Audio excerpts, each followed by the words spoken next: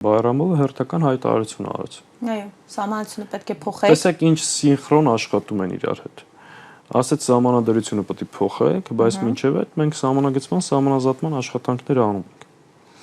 Այսինքն, մինչև սահմանադրություն, մինչև այսպես ասած այդ իրենց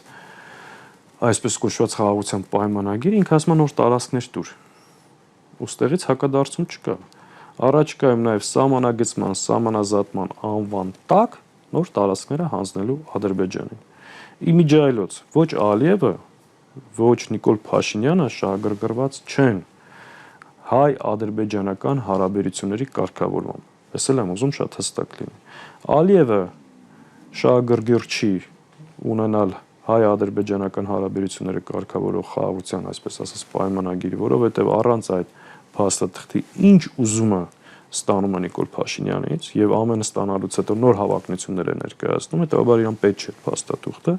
Նիկոլ Փաշինյանն էլ պետք չէ փաստաթուղթը, որովհետեւ երբ որ այդ փաստաթուղթը լինի ու իրական երաշխիք լինի, նախ ինքը չի կարող այլևս Ալիևով վախեցնել մեր հասարակությանը, որպեսզի շարունակի մնալ իշխանության կամ վերարտադրվել, եւ երկրորդը այդ հարաբերությունները կարգավորելուց հետո ինքը որևէ մեկին պետք չի լինելու։